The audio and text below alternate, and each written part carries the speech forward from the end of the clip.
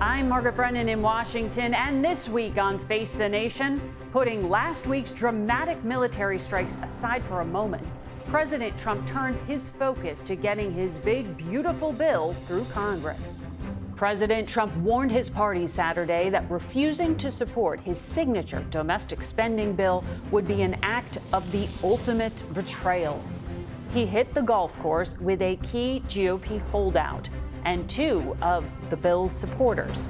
Earlier, he took aim at Democrats. The Democrats want to give you the biggest tax increase in the history of our country. They have things, whether it's border or economic development or no tax on tips and Social Security and no tax on overtime. Plus, we'll take a look at that surprising string of foreign policy successes last week with the top Democrat on the Senate Intelligence Committee, Virginia's Mark Warner, and Texas House Republican Michael McCaul.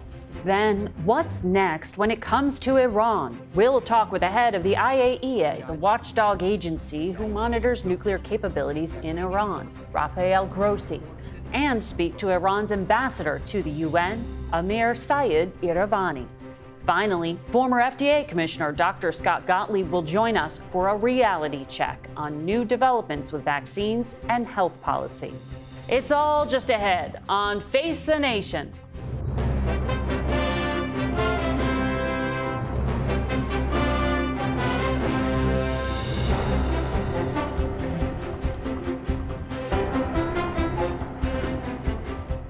Good morning and welcome to Face the Nation. Last night, the president's big, beautiful bill passed a key procedural vote in the Senate, but efforts to make the legislation palatable to enough Republicans to secure final passage continue, as you can see. Overnight, there are new complications. The Nonpartisan Committee for a Responsible Federal Budget estimates that the Senate bill would cost almost $1 trillion more than the House bill. That's a preliminary estimate. But if the bill passes the Senate as it currently exists, that could jeopardize the fragile support among fiscal conservatives in the House. We begin today with Virginia Democrat Mark Warner. He is the vice chair of the Senate Intelligence Committee. Good morning. Good morning. You've been probably sleep deprived with all of what is happening, but I want to ask you about what's going on in Capitol Hill. Republicans are going to pass this along party lines. It's expected, right? But it includes things in here that Democrats, including you, had supported, right? The no taxes on tips provision, more money for Border Patrol, expansion of the child care tax credit upwards of $2,000. Why vote against it when there are popular provisions within it? And doesn't that just allow the president to say, oh, you want to raise taxes? You can put as much lipstick on this pig as you want. This will be a political albatross for the Republicans. Why? Because it takes 16 million Americans off of health care coverage with cuts to Medicaid and cuts to the Obamacare marketplace. That will move us as a nation back to the same percentage of uninsured we had before Obamacare. And it's not like these people are not going to get sick. They're going to show up at the emergency room. Rural hospitals are going to shut down. That has been evidenced across the nation. It also goes after food assistance. Are we really in such a place that we're cutting, in my state, a couple 100,000 people off of school lunches, school breakfasts? They even cut food banks. It's cruel. They have also, at the end of the day, cutting 20,000 plus clean energy jobs. Mm-hmm. And for what? This was to make sure that the highest, most wealthy Americans can get an extra tax break. And as you just saw on your chyron there, it adds $4.5 trillion to the debt. I think many of my Republican friends know they're walking the plank on this, and we'll see if those who've expressed quiet consternation will actually have the courage of their convictions. Well, some of the Republicans are arguing, well, we have to deal with these entitlements and the work requirements and things that may lead to some of the lack of qualifications that you talk about. They're not that burdensome. It's volunteer work or part-time work. So are you overstating it? No, it's 16 million Americans off of health care. Medicaid cuts, these numbers, they're not my numbers. They're all independent sources. And the thing that I don't think people have realized, people say, well, Medicaid, I'm not poor. I maybe buy my health insurance through the marketplace. your rates will go up $800 or $900 a month. And that will trickle through the whole rest of the healthcare market, because if you suddenly take people out of the system, they show up at the emergency room in uncompensated care, the only way those costs get passed on is higher health insurance to all of us who have traditional coverage. So if this is so against their own interests, why haven't you been able to peel more Republicans away? Well, I think we'll see, even as recently as just an hour ago, some of the special Medicaid provisions for certain states, I think, were disallowed because of the so-called Byrd rule.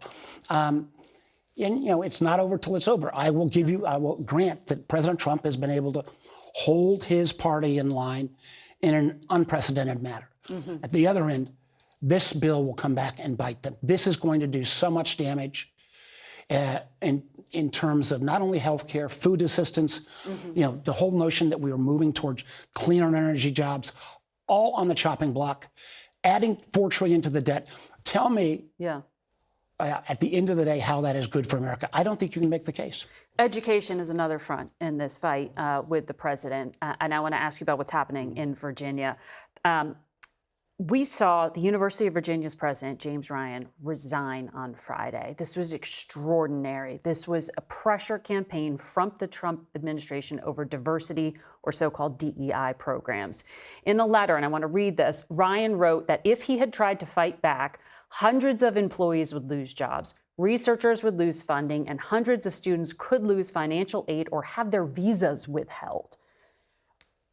But he resigned to avoid this. Is that now the playbook for other university presidents? Walk away, don't have the fight. This is the most outrageous action I think this crowd has taken on education. We have great public universities in Virginia. We have a very strong governance system where we have an independent board of visitors appointed by the governor. Jim Ryan had done a very good job, just completed a major capital campaign. For him to be threatened, and literally there was indication that they received a letter that if he didn't resign on a day last week by 5 o'clock, all these cuts were going to take place. It was that explicit. It was that explicit. This is But that sounds extortion. personal. That doesn't sound specific to policy or changes. Margaret, Like, how does the next university president get in line and get the money? You're shocked that personal attacks are coming out of this administration? This is, I thought the Republicans were about states' rights. I thought the Republicans were about, let's transfer more power to the states. This federal DOE and Department of Justice should get their nose out of University of Virginia. They are doing damage to our flagship university. And if they can do it here, they'll do it elsewhere. On the end of the day, I understand that with so many things at stake, that the idea, and I think Jim Ryan laid it out, that he was going to make his personal job more important than these cuts. But boy, that shouldn't have been the choice. Well, and we know that the administration is looking at more universities, and the Assistant AG Harmeet Dillon indicated that publicly, and University of California next in the crosshairs. So we're going to be watching that carefully. They all want to make them like Harvard. They want to take on public universities the way they have now taken on the Ivies. End of the day, this is going to hurt our universities, chase away world-class talent. And frankly, if we don't have some level of academic freedom, then what kind of country are we? I want to ask you about your oversight role on intelligence. You were briefed on what's going on with Iran. You said you fear the American people are being given a false sense of comfort with these declarations of mission accomplished. Do you believe U.S. intelligence knows how much of a capability Iran maintains now? I don't think we have final assessments. Let me, first of all, we don't want Iran to have a nuclear weapon. Secondly, the military performed an extraordinary mission. And I think they affected a great deal of damage to Iran's facilities. But the idea that the President of the United States, with no data, 2 hours after the strike, is suddenly hitting the standard of saying total obliteration, that leads us to think that they are out of the game. And we don't know that yet. And let's just be clear. You can actually set back the major program where they were trying to create, potentially, and there had been no decision made by the Ayatollah to actually move towards weaponization, but where they could have a weaponized system with a dozen plus missiles that are nuclear warned.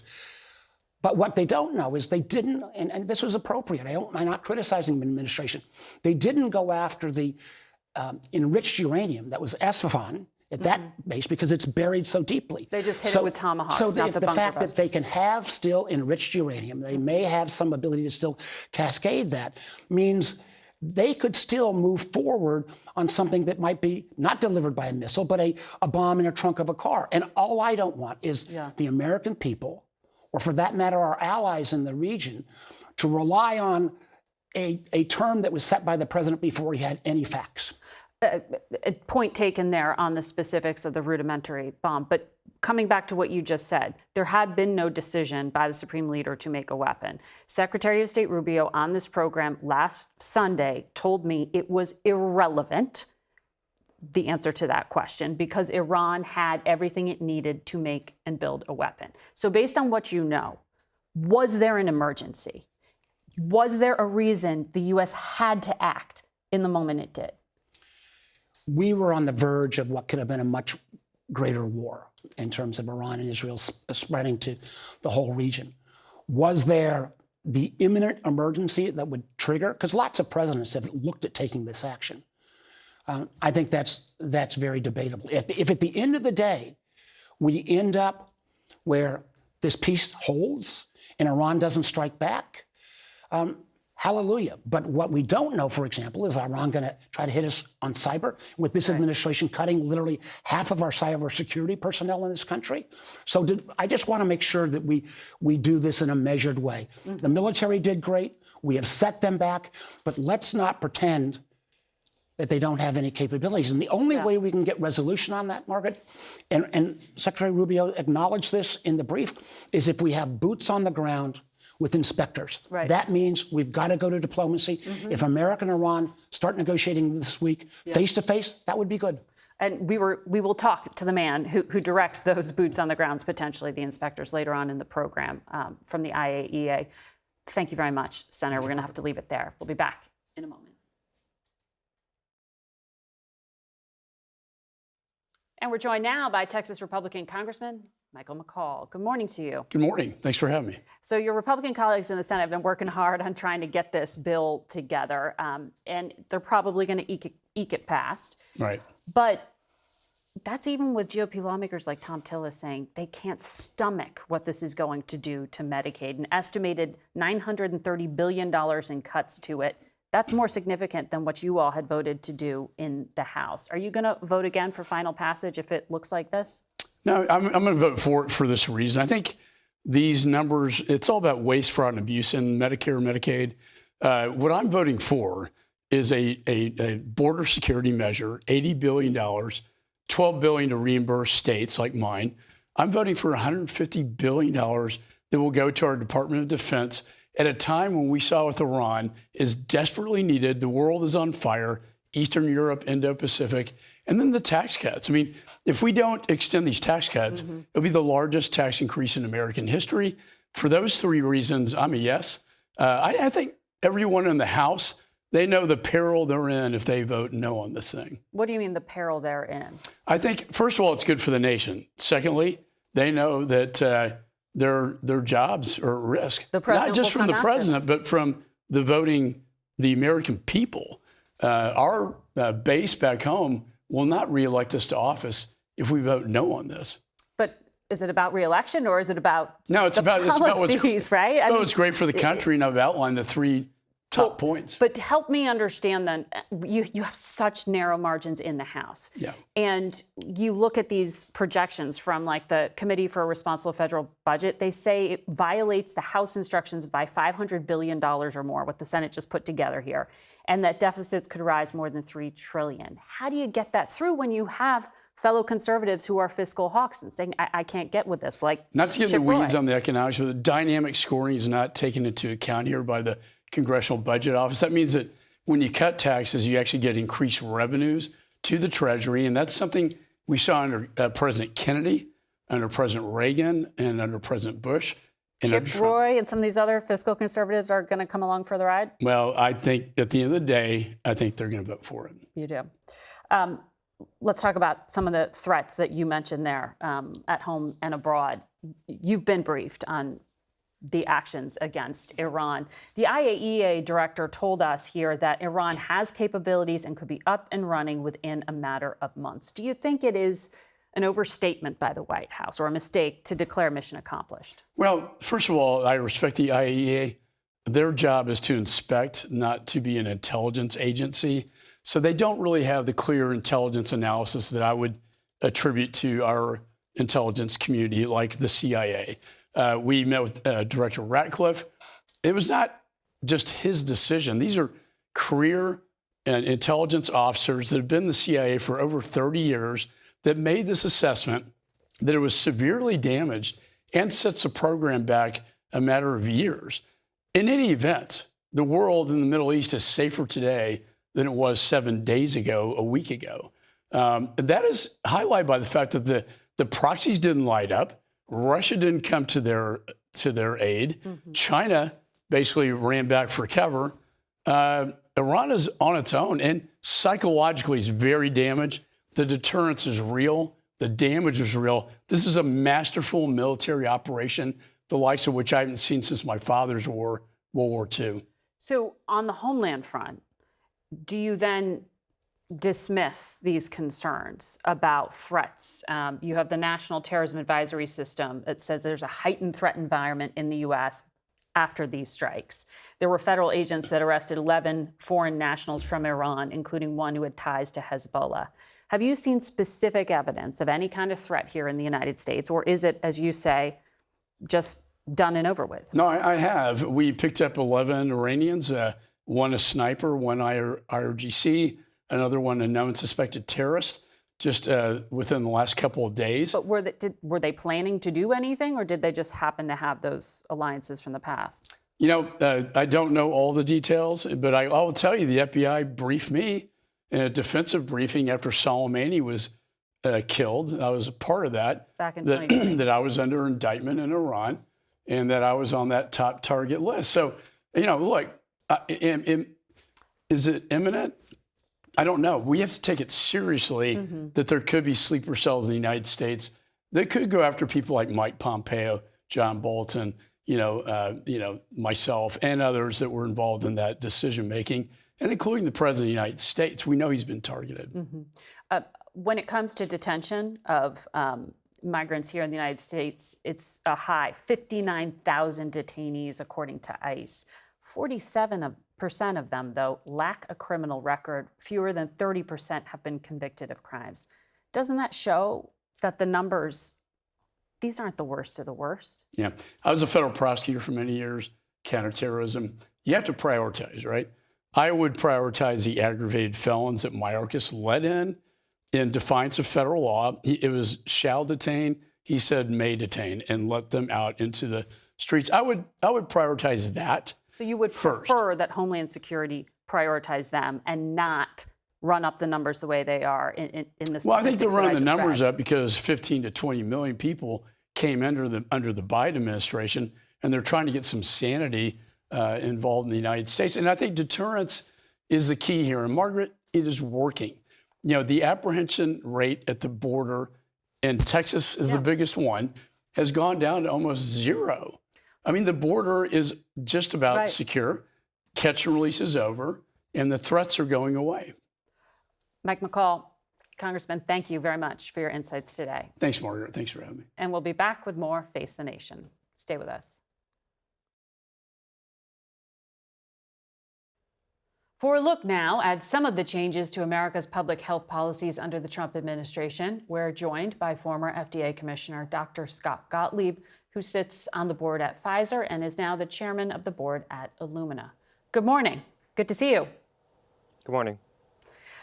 You know, Dr. Gottlieb, you worked in the first Trump administration. This second Trump administration seems very different in its approach to public health on a lot of fronts.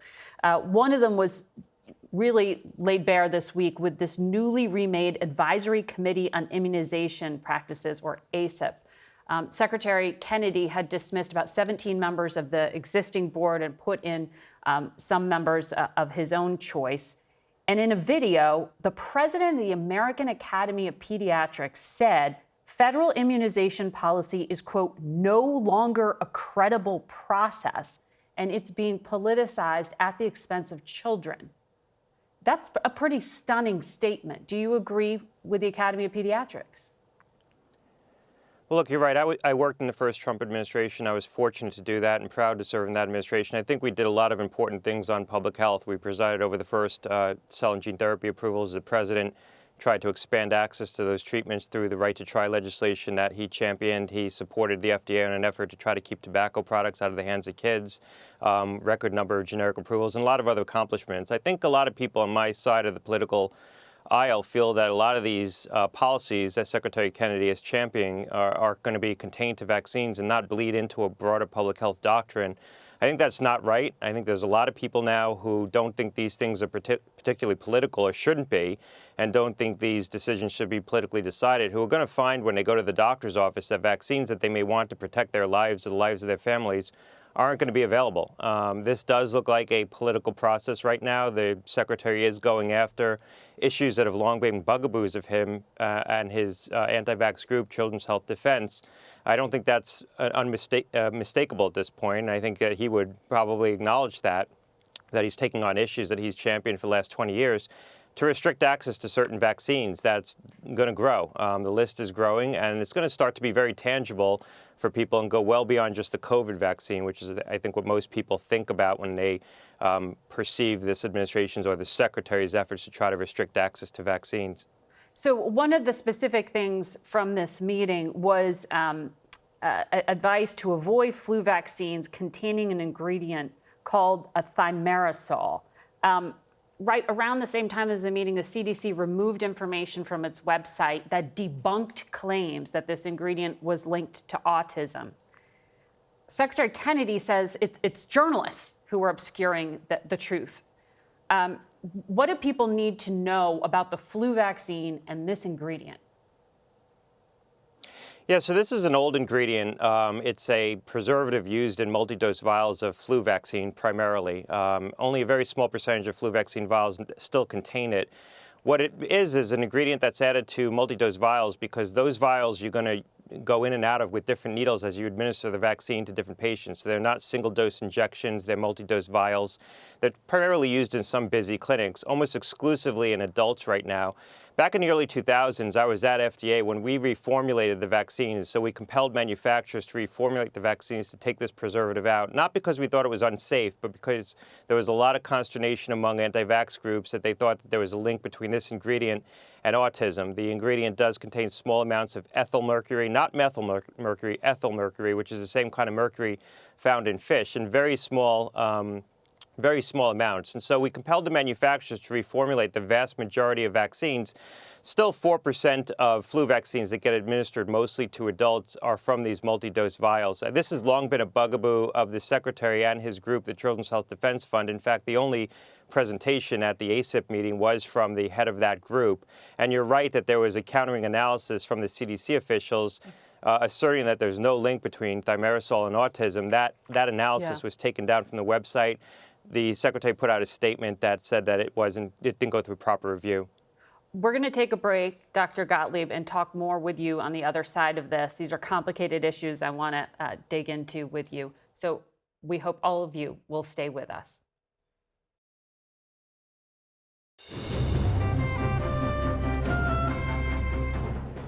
Welcome back to Face the Nation. We return to our conversation with former FDA Commissioner, Dr. Scott Gottlieb.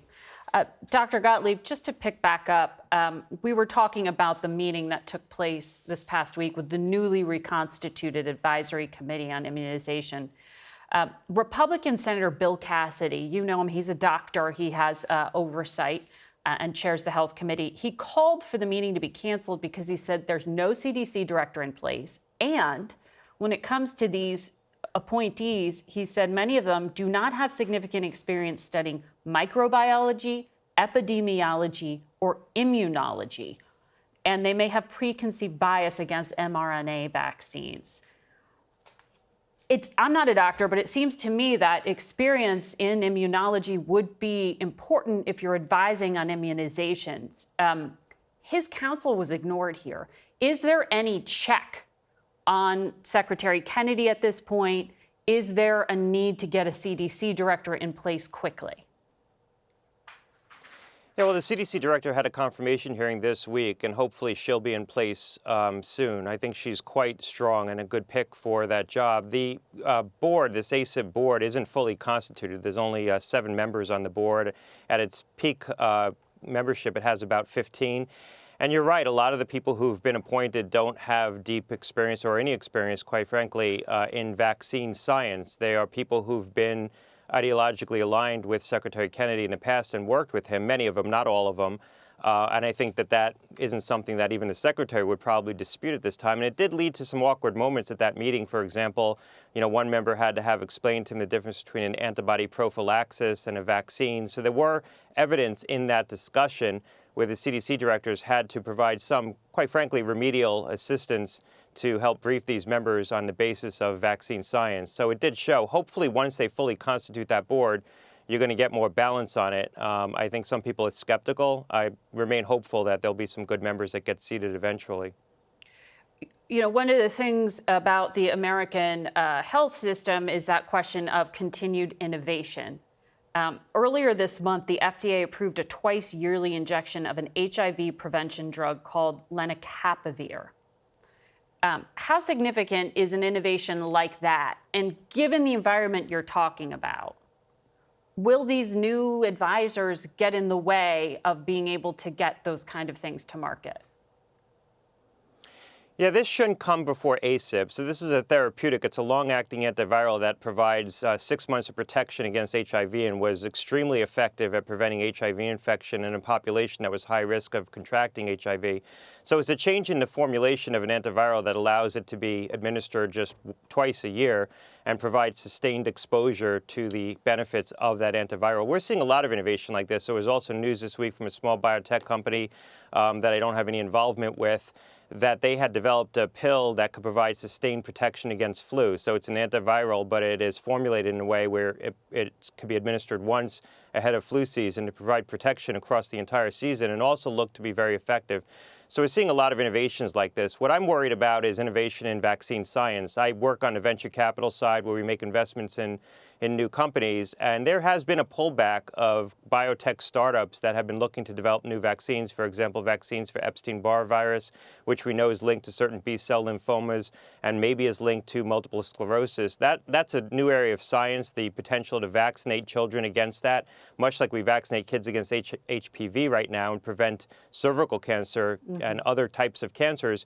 Maybe in the future we may be vaccinating for EBV, but there's been a lot of pullback to that kind of investment. So I think we're going to see less innovation in vaccine science as a result of the environment we're in. Quickly, Secretary Kennedy was asked this week about the declarations in some states to start removing fluoride from water. Oklahoma made some moves that direction. He said you're going to see probably slightly more cavities, but there's a direct inverse correlation between the amount of fluoride in your water and your loss of IQ.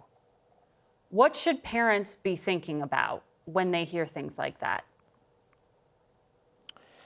Well, look, this has been a long-standing issue. Another issue that Secretary Kennedy has championed over his career, this perceived perception that there's a link between fluoride in water and some neurotoxic effects of that. That's been studied thoroughly. It's been, I think, fully debunked. There's very small amounts of fluoride in water, and at the levels that it's put into the water supply, it's been demonstrated to be safe. CDC has data showing that there's a 25% reduction in dental caries as a result of fluoride that's added routinely to the water supply. It's not just a question of increased dental cavities, but also oral health more generally, which we know is correlated to systemic health. Dr. Gottlieb, good to get your insight today. We'll be right back. Even the Iranians concede that the damage to 3 of their nuclear sites from last week's bombing was excessive and serious, but it's a mystery as to what the Iranian nuclear capability is now. Friday, we spoke with the Director General of the International Atomic Energy Agency, or IAEA, Rafael Mariano Grossi, and we asked him just that. It's clear that what happened, in particular in Fordow, Natanz, Isfahan, where Iran used to have and still has to some degree capabilities in terms of treatment, conversion, and enrichment of uranium have been destroyed to an important degree. Some is still standing. So there is, of course, an important setback in terms of those capabilities. There was roughly 400 kilograms, which is just under 900 pounds of highly enriched uranium before the attacks. I know these are in small canisters and relatively easy to move. Do you have any idea where that was moved and if it was moved before the attack? We presume, and I think it's logical to presume that when they announce that they are going to be taking protective measures, this could be part of it. But as I said, we don't know where this material could be, or if part of it could have been, under the attack during those 12 days. So some could have been destroyed as part of the attack, but some could have been moved. So there has to be, at some point, a clarification. If we don't get that clarification, this will continue to be hanging, over our heads as a potential problem. So this is why I say it's so important, first of all, for Iran to allow our inspectors to continue their indispensable work as soon as possible. If we don't know where the highly enriched uranium is and cannot account for all the centrifuges, is there still a risk that they could be rushing towards a bomb? We don't want to be alarmists here, and I don't want to be part of a messaging that would be spreading, as I say, alarm. But we need to be in a position to ascertain, to confirm what is there and where is it and what happened. Iran had a very vast, ambitious program, and part of it may still be there. And if not, there is also the self-evident truth that the knowledge is there. Yeah. The industrial capacity is there. Iran is a very sophisticated country in terms of nuclear technology, as is obvious. So you cannot disinvent this. You cannot undo the knowledge that you have or the capacities that you have. It's a huge country, isn't it?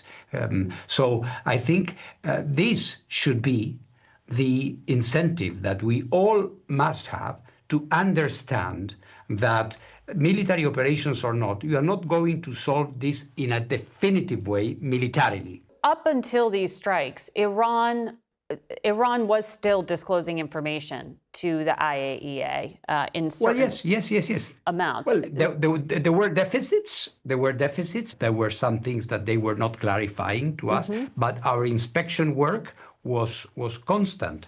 In particular, in this sensitive area of the number of centrifuges and the amount of material, we had perfect view.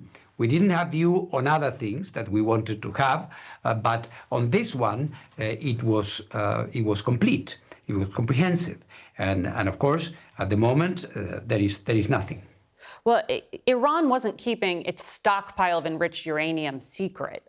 What do you think it was intended for, and did you see anything that suggested they were looking to weaponize? They have all these capabilities, but for the agency, they first of all, they didn't have nuclear weapons. Okay? This needs to be said. The IAEA does not judge intentions. The IAEA looks at the activities of a country and reports it to the world. So it is countries that say, well, this is of concern or not. What we were concerning, what I was concerned about is that there were other things that were not clear.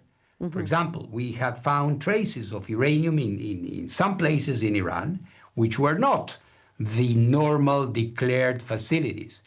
And we were asking for years, why did we find these traces of enriched uranium in place X, Y, or Z? And we were simply not getting credible answers. If there was material, where is this material? So there could be even more. We don't know. This is why we need to go back. That report that you gave about some of these open questions or unanswered questions, The Iranians are pointing to it now, and the foreign minister seems to be sort of blaming you for the military strikes. He said it wasn't honest and fair, your report. What do you make of those criticisms? The IAEA, as always, has had a very honest assessment of the situation. And there were many, I can assure you, there were many that were saying in your report, you must say that they have nuclear weapons or they are very close to have nuclear weapons. And we didn't. We simply didn't because this was not what we were seeing. But you also said you couldn't verify that it was a peaceful program. Absolutely, because we have to say everything. People here are looking for clarity, and there's confusion in the United States. CBS is reporting that the Defense Intelligence Agency assesses Iran's program was set back a few months, but once they dig out, they could resume in a number of months. They have to rebuild electrical and water supplies. The CIA and the National Intelligence Directors say the facilities were destroyed, and it would take years to rebuild. Israel says the military program is set back many years. What's the truth here? What do you make of these assessments? All of that depends on your metrics, Margaret. If you tell me it will take them 2 months or 3 months, for what? Right. The capacities they have are there. They can have, in a matter of months, I would say, a few cascades of centrifuges spinning and producing enriched uranium, or less than that. But as I said, frankly speaking, one cannot claim that everything has disappeared and there is nothing there. It is clear that there has been severe damage, but it's not total damage, first of all. And secondly, Iran has the capacities there, industrial and technological capacities. So if they so wish, they will be able to start doing this again. And you can watch our full interview with Director Grossi on our website and YouTube channel, or listen on our Face the Nation podcast platform. We'll be back in a moment. We turn now to Iran's ambassador to the United Nations, Amir-Saeid Iravani, who joins us from New York. Welcome to Face the Nation. Thank you for having me. Ambassador, can you give us some clarity? Does Iran intend to reconstitute a nuclear enrichment program on its soil? You know that we are a responsible member of the NPT, and according to this treaty, we have the mutual rights. It means that the right of one side will be the obligation of the other side. Mm-hmm. In the NPT, it has been defined that we have two very explicit rights. The first is that we can have research and development, we can have the production of uranium, and we can have to use the peaceful energy. And the second right is that the legal protection by the IAEA for our activity and technical cooperation for our development program. Yes. And in return also, it will be two rights for the agency in this regard, that they should have the full access according to the comprehensive safeguard agreement. Yes. And the second one is that to preserve our peaceful nuclear activity will remain always in peaceful manner. So the enrichment is our right, an inalienable right, and we want to implement this right. So you do plan to restart enrichment, that sounds like. I think that enrichment will not never stop. Well, when you mention NPT, just for our listeners, you're talking about some of the international agreements Iran has made with the UN on non-proliferation and safeguards. You mentioned the UN nuclear inspectors. Secretary of State Marco Rubio released a statement yesterday saying that there were calls in Iran, this I believe is from a newspaper that the supreme leader oversees, accusing our prior guest, Rafael Grossi, of being an Israeli spy and calling for his arrest and execution. To be clear, is Iran threatening UN inspectors? No, there is no any threat. It is a very clear law of our parliament that they have been suspended our cooperation with IAEA because the agency has not implemented their rights, their responsibility. Due to this, it is a conditional law. And as long as this condition has not been set, so our cooperation with IAEA will be suspended. But whenever it's set out as according to the law, so we can have resume our cooperation. But there is no any threat against the General Director of the IAEA. Well, that was published in Iran's Kayan newspaper. Your foreign minister did also say that the IAEA and Grossi himself are malign in intent. Are the IAEA personnel, are the inspectors already inside Iran safe? And can they go back to their work of inspecting your sites? Exactly. They are in Iran. They are in the safe condition, but the activity has been suspended. They cannot have accesses to our site. But maybe it is individual opinion of the people that may criticize the IAEA or threat the General Director. But we criticize IAEA. Our assessment is that they have not done their jobs, so they failed and they prepared and paved a grave for such aggression against us. I imagine that you would condemn the calls for his execution? Yeah. President Trump... It is not in our behavior. Well, I know, and you're speaking to us from the UN. President Trump said Friday that Iranian officials want to meet with him personally, and he said that will be soon. Mr. Ambassador, is Tehran planning to drop this demand of indirect communication with the United States? And will you begin speaking with the Trump administration? See, we were in the negotiation, but because we know that any dispute between Iran and United States or other part of the JCPOA cannot be resolved without the negotiation and using the peaceful means to resolve this dispute. So we are in the negotiation and we are ready for the negotiation. But after this aggression, it is not a proper condition for a new round of the negotiation. And there is no request for negotiation and meeting with the president. Well, the United States is wanting to meet with Iran to talk. And while the Supreme Leader issued a statement saying Iran had dealt the U.S. a slap in the face, after that, President Trump said he had actually stopped Israel from going further and had stopped Israel from an attempt to kill your Supreme Leader. Why not take the offer of a diplomatic lifeline? Because he seems to be offering one. It is a very gross violation of the international law that threatening the Supreme Leader of Islamic Republic of Iran or any head of a state, they have impunity from any attack. So we should understand that what is the principle and condition for any negotiation. Negotiation has its their principles, and it is a give and take process. So we should engage in the negotiation and discuss with each other. Maybe we reach to a conclusion or not.